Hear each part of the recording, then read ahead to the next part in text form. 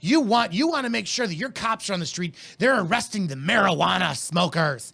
Those bad potheads are so bad, right? Be sure to buy your copy of Before the Badge. Everything you need to know before you become a cop. Available at Amazon, Barnes & Noble, and wordsmatterpublishing.com.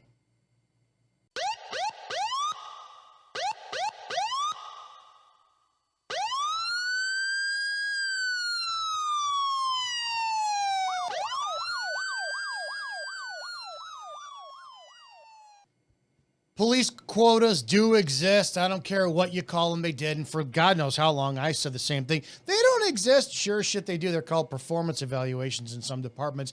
If you don't know about that, this was ours. I found this. I posted this on my social media a while ago. I know that we had this. It was a point system because the neighboring town next to us, so I was Round Lake Park Police Department, the last department I worked at. Round Lake PD had a performance evaluation. Our chief and deputy chief liked it. They adopted it. Oddly enough, after I posted this video, they stopped doing the point system. I don't know if I had anything to do with it, but who knows? Here's the point. What we were told is it was supposed to make us well-rounded officers. I had a system. It was myself and my partner Joey were on, on midnights together, 5 p.m. to 5 a.m. And we had a system. Joey did I took all the calls in the beginning, right? From 5 o'clock to about 9 o'clock. So if theft came in, domestic, obviously he would break off, neighbor complaint, I would take it. Joey would go out and he would do his traffic because he liked to do traffic. End of story. After 9 o'clock came, I went hunting for DUIs. I was a big DUI guy back then. We looked, obviously during the course of traffic stops, we always looked for drugs, guns, knives, bombs, weapons of mass destruction, warrants, all this shit, because when you're a hammer, everything looks like a nail, but it is what it is. And the department didn't like that. They just didn't like that. They wanted more stuff, right? Now here's the deal. I want to read this. I'm going to explain to how this went down. This was my quarter evaluation. This was April 1st of 2014. I have completed, this is from my deputy chief to me, completed my quarterly evaluation for the first quarter of 2014, January through March. This evaluation is based off of the primary performance measures established in Memo 13001 in conjunction with patrol officers that voluntarily provided input. So we were asked then, I don't know how much consideration they took it into, and I was one of them, what do you want to see go into this? They based this off of points, right? You needed a certain number of points every shift so that by the time the quarter came, you had to have an average of such and such or you faced discipline. The point of this was to weed out cops they didn't want, right? Because let's not mince words here. You can be a cop, do nothing for your 12-hour shift, which in the last probably 9 months of my career with my department, because of that lawsuit, I didn't do shit. I pulled over maybe 2 cars in 9 months, right? Because I was pissed at the whole shit. They wanted to make sure that those who were not generating revenue for the department, those who weren't the good old boy company boys, they're gone. End of story. And we had a specific cop in mind when we created this point system. I was part of the problem in this, union president at all. What happened ultimately, I knew was going to happen. I'll get to that in a second, but instead of, because this bit me in the ass, I wanted just to go out, do my DUIs, answer the complaints and do the domestics and do the drive-by shooting shit, all this kind of stuff. We wanted to do all that, but they fucked up my world when they introduced this, right? All of a sudden, when I wasn't team player because I wasn't doing the shit that they wanted, and then you find yourself in the shittier squad car, when your 4 months came up and you're like, so what? So this was in a time when I was company man, right? 2014. The primary performance measures are established as, listen to this for a second, drug arrests. So the number one thing that they measure your primary performance as a police officer is for drug arrests. Now, this is my former department. To my knowledge, they don't do this anymore, but this is during the time of 2014 through 2016. Answer yourself. If you're living in a residence, some of you still believe in this broken window theory fucking bullshit, right? You want to make sure that your cops are on the street. They're arresting the marijuana smokers. Those bad potheads are so bad, right? That's what you want. God forbid your cops cruise around the street. Just their presence alone should scare away the element that maybe is thinking about doing something. Because I'm going to tell you, in 90% of your towns, the biggest crime problem you have are those little shithead teens who walk up and down your street at midnight and are pulling on the door of your car to see whether or not you left it open, and then they're ransacking your change and shit. That's most of you in America, right? But anyways, so the primary performance measures established as drug arrests. Let's go get those big bad drug arrests. Suspended or revoked license. Yeah, I really don't want suspended people or revoked people driving on the street. Depends on what it was for. Was it for a moving violation, several speeding, DUIs, whatever it is, or was your license revoked for child support problems? Or did you not pay parking tickets? And was it your ability to improperly drive, or because the state is pissed at you and you owe them money? Because I can't tell you how many people we fucked over who were just trying to make a living going back and forth to work, but because we needed points, we saw you were suspended. We knew you lived 2 blocks away. Got to stop you anyways instead of allowing you to get to your home, tow your car, fuck you over even more, and then put you under massive water inside of your household. But I know some of you out there are going to be like, well, they should have thought about that before they got in their car. It's my biggest wish out there. I'll tell you this publicly right now. It's my biggest wish. If you're one of those citizens that you are like, well, fuck around and find out with the police, I hope whatever you're saying that to happens to you and you get to deal with the same thing. So if you're like, hey, you know, John should have known better before he drove in his car. He should have Ubered it to work. Doesn't matter if he didn't have a dime to his name, but he had to feed his kids, drive an hour to work one way every single day just to put food on the table for his kids, pay the light bill and heat bill. I hope it happens to you. And I hope your car gets seized and all of a sudden you incur towing fees that you can never afford to get your car out. Then all of a sudden you're the one contemplating doing the life drastic measures at your kitchen table at night, wondering how you're going to pay for your family. So you know what? Don't fucking talk to me about how bad police victimize people out there, because we do. We harass people in a way that we shouldn't. I'll move on here. Moving traffic citations, see memo for specific violations.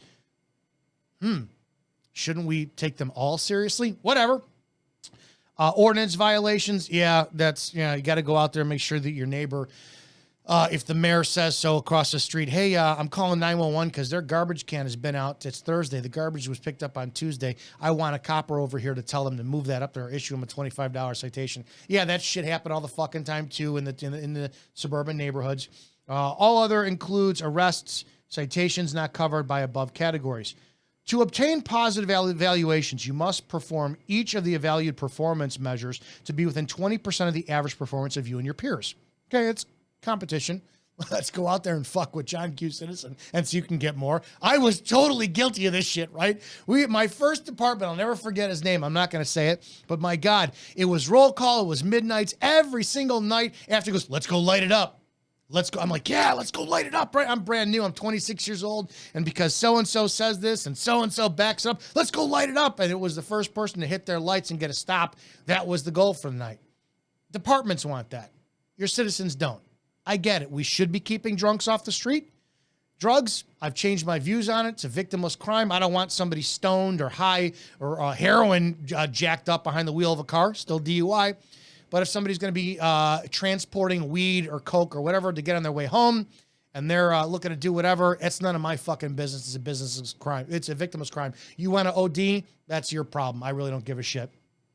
I'm pleased to report that you are in the best or acceptable performance range for your primary measures. Thank you for your efforts for the second quarter of whatever. I'm going to tell you something. What wound up happening did happen, and I articulated this. We had a new guy on, and so I was not present when this happened, but apparently he stopped somebody, a well-known gang member, right? We know the car. He sees the car. He pulls him over. Every time I stopped this guy, he had weed on him. Yeah, you open up the door. This was back when Illinois, I don't know what the laws are still on it now for cannabis because of the cannabis cards and legal, but we had all probable cause back then, 2015. This is when this happened. 2016, excuse me, where if we stopped the car and smelled the odor of cannabis, you could lawfully search everything. Everything. You could theoretically 100% smell the cannabis, can't find it. You could tow the car back to the police department and tear apart the rocker panels to find it, right? I mean, French Connection style. Anyways, so in this, he needed points. So he did the search, found the cannabis, but continued the search. And allegedly what happened is this new cop Again, this is what happens. And I've done this kind of shit too as a newer officer that made me feel like fucking shit. He went through the purse of the passenger, right? The driver's arrested for possession of cannabis, towed his car, all this stuff. The passenger, her purse was searched and he found a single, I believe, oxycodone pill. Single pill. Whose was this? My mom gave it to me for back pain. I've had it in there for a year. I forgot about it. Turn around, put your hands behind your back, class 4 felony for controlled substance. Bullshit. She went to bond court the next morning, which means she spent the night, right? If she had a job, how's she going to explain to her job, I can't come into work, I just got arrested? She goes to work and for a single fucking pill, she goes to jail? You may not agree with it. That's fine. I'm sure several of you have stories about how drugs have ruined the lives of your loved ones. I understand that. I know they do. But at the same time, too, it's not the job of the police to enforce state manipulation, state terrorism by funding through this bullshit. That list, that list, I wrote it in my book, Before the Badge, Everything You Need to Know Before You Become a Cop. It's available on Amazon, Barnes & Nobles, and Words Matter Publishing. We saw that, and I wrote about this in the very first chapter of my book. We had this drunk kid. Well, he was 44 and I was 40, right? He was not, he was mentally slow, right? He had the IQ of a 10-year-old. His name was Brian. Brian went through some very big hardships in our town. Every single day, Brian rode his bike through the course of the day to look to do odd jobs. He would mow people's lawns. He would clean up garbage. They'd give him $10. And at night, he would drink his pay. During the day, you'd see Brian. Brian, how are you? What's going on? Good. Good. Very quiet, sweet man. At night, holy shit. He was never physically combative, but he had a mouth on him. Oh, yeah, go get your quota. Fucking pussy cops. And he drank Ice House beer like crazy. We had a standard practice. Because before I came on with the last department, the cops were there, they locked him up all the time, and the judge finally said, dude, stop this shit. He doesn't understand what he's doing. Now, you have to understand, a public intox ticket was always an ordinance charge. It was never a state charge, right? It was always an ordinance, and it was $250 a pop. $250 a pop. Now, the town I worked in, very poor town, so keep that in mind. So we knew this would happen. What would typically happen is, depending upon the shift or nighttime, always mostly, you would see Brian driving at night. He didn't have a headlight on his bike, which was a village ordinance, a $25 ticket or $75, whatever it is. But what we would do is, if Brian was walking his bike home or riding his bike home, we'd make sure we would follow behind him. Either you get out of your squad, you park it and walk him home, or if you can, you get him in the back of the squad car, you taxi him home, you get him inside. Community service. Every fucking time we did it. He was verbally combative every single time we dealt with Brian. But it didn't cost us anything. If Brian swung on us, it'd be like, okay, great, Brian. It would never be a problem. Until one night, one cop, she had to get her points. So she had already been on midnights from January that year till September. 9 months worth of midnights. Guarantee you she'd see Brian 2 to 3 times a week at minimum. But for some strange reason, one night in September, she decides this, and she knows exactly who he is. Not to mention the fact, I gave this same riot act to the trainee I had during FTO. Who is this? That's Brian. Where does he live? This address. What do we do when we see him? We escort him home. So he knew, but it was him and her on midnights. She needed her points. So what did she do? She stopped him for a headlight that was out, wrote him a $250 fucking ticket for public intox. I got a write-up because I questioned my command staff after reading that in the roll call book the next day, citing how in the state, you know what, we have every discretion to put somebody over in the holding cell till they sober up. Why did we write a mentally handicapped, challenged subject who we knew in the village? And I listed his hardships. His mother had died 2 years prior. His brother, who was his primary caretaker, he died a year prior. His sister, who was struggling to keep all of them under one roof, is so busy. I said, why are we not exercising compassion with the department? I got the write-up, but the write-up was for answering to all, meaning that when the command staff answered back and I challenged them, I answered to I made sure I copied every single fucking cop in that department so they knew how wrong they were. I got the write-up for insubordination.